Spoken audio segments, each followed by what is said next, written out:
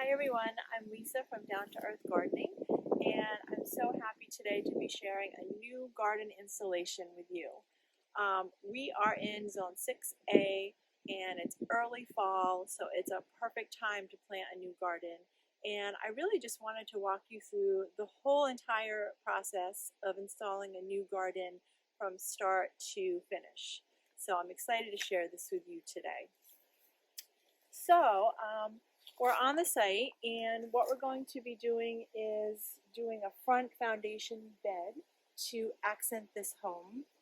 And I have to tell you that we've done jobs in the neighborhood and I live in the area, and for years I've been wanting to landscape this property because it's such a beautiful home, and I think it can really shine with a gorgeous front garden. I think it's going to really make it pop. So I'm really excited about this one. So garden installation does start with a garden design, and so this all started in the spring when I met the clients, and we really worked together to do a drawing and come up with a plan that they're excited about. So I want people to love every single plant that's in their garden and really enjoy the process. So it was a lot of fun, exchanging ideas with them and putting it down on paper. But I will say that putting it on paper is a fantastic way for people to communicate, to make sure that everyone's on the same page and they'll know what to expect with their new garden. So we do have a design here. But I just want to let you know some of the things that I take into consideration when I'm working on a design. And number one is client's preference. So there's many different style gardens, and there's so many different plants that do really well in our zone. But we have done a lot of, back and forth about what they like, colors, gardening style. So this garden here is going to lean more towards a cottage garden, which I love, and I think is going to fit beautifully with this home. So that's probably number one that we talk about. Number two is I look at the home itself and the style, the colors, where the windows are located. Because like I said, we really do want to accent the home, and we want the garden and the home to really complement each other. So I am looking at all of that. You can see what a beautiful home this is. So next, what I'm thinking about or taking into consideration is really the lay of the land.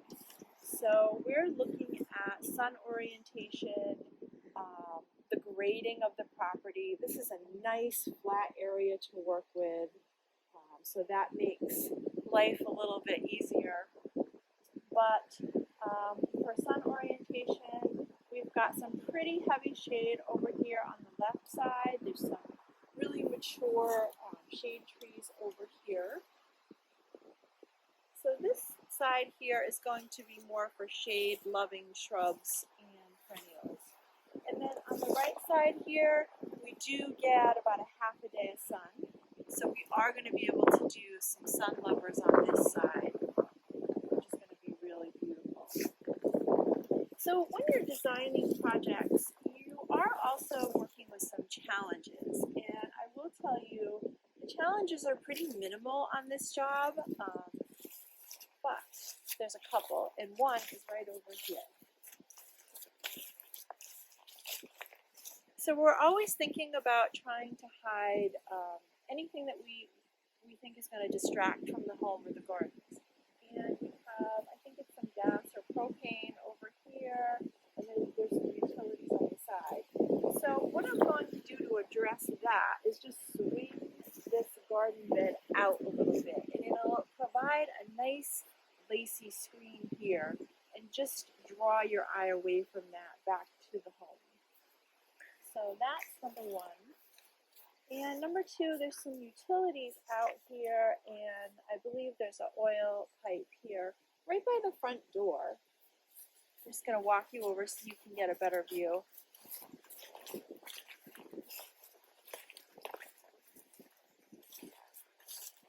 And so that can be a bit problematic because, like I said, it is right next to the front entrance. And so we do want to screen them a little bit, but at the same time, we also need to leave a little bit of access to fill the oil tank, and there's some electrical utilities over there. So not deal breakers, but as a designer, there are definitely things that you need to take into consideration. We do always soil test, so we like to get a baseline of our pH and fertility. And then I'm also looking at any windows here because I'm not going to want to plant anything that goes above the base of the window. Can you guys see this adorable dog in the window that's watching? I just have to show you this. He is so adorable. There are a few plants that are existing, plants and shrubs. And I always love to reuse what's already in the garden. So if we can't incorporate them where they are, we're going to move them in this garden, or there's also another new area in the back that they can be relocated to if we need to. So we like to repurpose things whenever we can. So today we're going to be prepping. First step is I've got my design here, I've got my measuring tape, and I've got some spray paint. So I'm going to show you how we get started and map out the area and do some prep.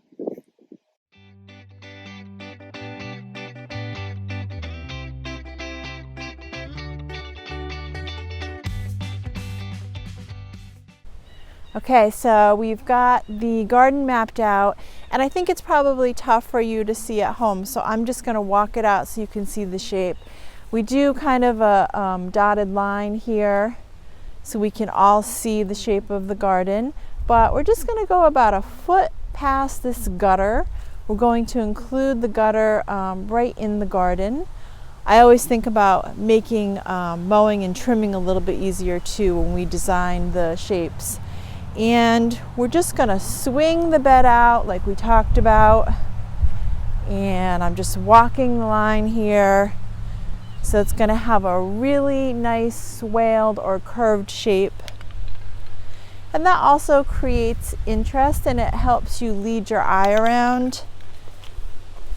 And we're going to dip it in so that we can join it with the walk here. So first step is we're going to remove all of the sod here. Just for today, we're going to try to work around the plants. Sod also needs to be removed within the walk. So we're going to leave the walk alone. That grass we're going to remove, and then everything inside of our painted line. So tomorrow the plants arrive, so we're hoping to get most of the prep done today, but it's going to be a little bit rainy this week. Perfect week for moving plants. That's going to really help them get settled and relocate better, and then perfect week for planting.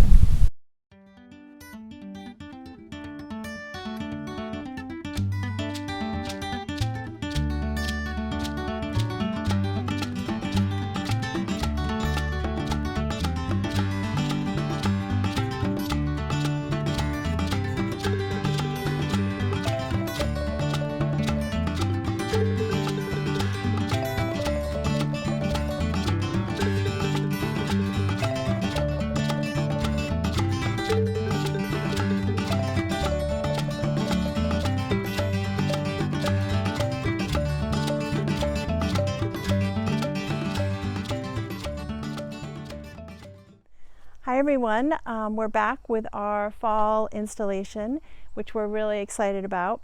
So I wanted to show you what the preparation phase looks like. We've just completed the preparation in this garden bed here, and I really want to talk about how important garden preparation is.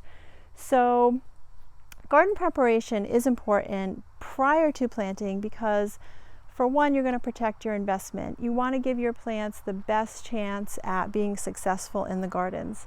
But number two, it's going to make your life a lot easier because I've seen gardens that aren't prepped properly, and it's an absolute disaster for clients and for anyone working in the garden down the road. So what happens when things aren't prepped is if the sod isn't taken out properly, the weeds or the soil, there's no compost or fertile soil. You end up having to do a complete garden renovation. And what that means typically is you have to lift any plants that have survived, and you have to go back and do the prep properly, put the plants back, and hope that they're going to survive. So that's not a lot of fun, and it's a big expense. So I really want to stress the importance of prepping your new garden. So what we do here is, of course, soil test, because we're looking at fertility and pH, because we want to adjust that if necessary. We're looking at soil texture, which is also very important. So sometimes when you start digging, you don't know what you're going to find. And in these beds here, there's a lot of roots, a lot of runners, a lot of roots. And I remember, because as I said previously, I've been working in this neighborhood for years, there were a ton of large shade trees in this front yard, so I suspect that all of the roots crept over this way, and there could have been some plantings in the front that added to that. So we really had to rototill this. We always cultivate our beds, go through, try to get the roots out as best as we could, and then we added some nice soil and compost in the mix. So over on this side here, the other step that we had to do was shape it and remove the sod, and then we cultivated and added our nice compost and soil. So I don't know if you remember, but this side here was mostly garden already. So a couple different steps.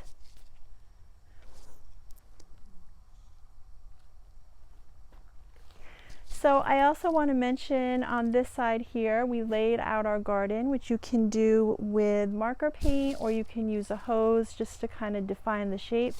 We don't do our final edge until the very end, because we're in and out with wheelbarrows. There's a lot of traffic, so it would ruin the edge.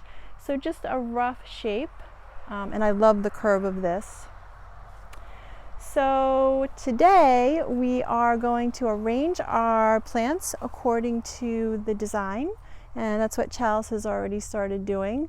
And then we're going to get confirmation from our clients, make sure that they like the layout, and then we will be planting, which I am going to show you the next step as well. So it's a great time of year to plant, great time of year for a new garden. So happy that you've joined me, and I will see you when we start planting.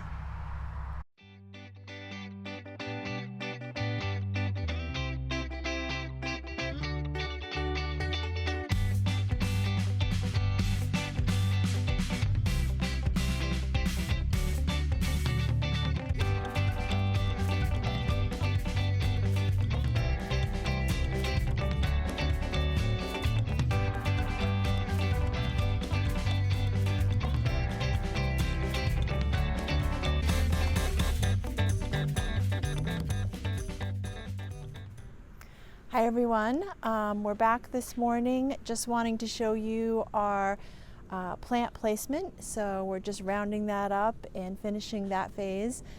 I just wanted to give you a glimpse of things before we start planting. So as you remember, this side of the garden over here gets some pretty heavy shade. So we have some really pretty perennials for shade and shrubs that will tolerate shade. I always love to edge a walkway because it gives you the sense that you're walking through a garden, and that little edge kind of leads you right to the front door. So we have a really nice combination here. We've got some heuchera, which I love, in the mix here. Just to show you a couple of plants quick.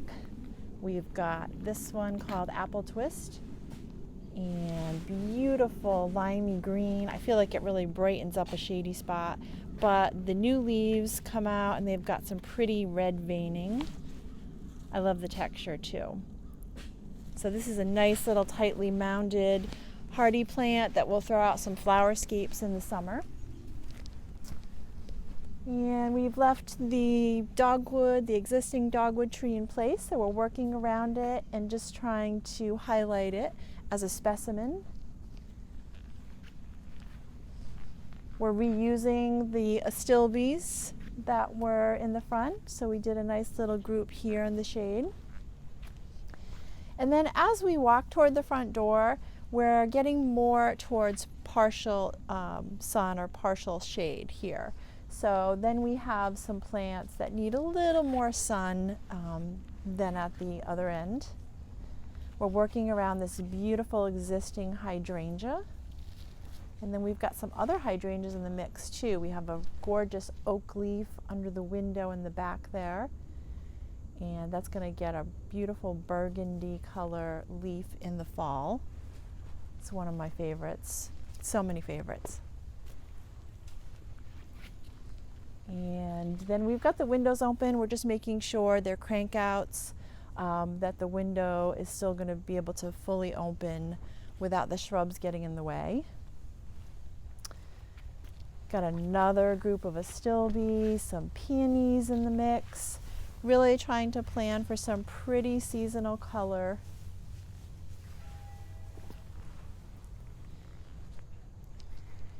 And then here on the other side, we're still finessing the layout a little bit before we plant. This is more of a full sun garden, and as you remember, the goal is to have a really full cottage garden. And so when I do that, I like to plant my groups, but I also like to have a nice framework of shrubs to give a lot of interest in the winter. We've got some knockout roses, we've got 2 yellows and a gorgeous peach rose in the front here. And then some pretty hardy perennials. And so what I like to see happen is I like to plant them. The goal is to plant them in odd numbers, but in a tighter group so that they grow together and they really pop as a mass of flowers. The number that you use really depends on the size of the garden, and you want it to be proportionate, and then how many varieties you want to try to get in there. And then over here we've got our beautiful blood good maple. And then we are trying to mask some things back here. So we're actually going to swing this out just a little bit more. And then as the cypress grow, they are going to hide some of this stuff back here. That was the goal, the original goal. So it's a perfect day for planting. So I love fall plantings because, well, for one, it's much cooler working weather. But for 2, it's really great for the plants because the soil is still warm even though the air is a little bit cooler. So the plants will be off to a really great start, and it's much rainier in the fall. So that'll require less watering. So it's a really great time to plant. So I will be back when we're rounding up the garden and finishing it off.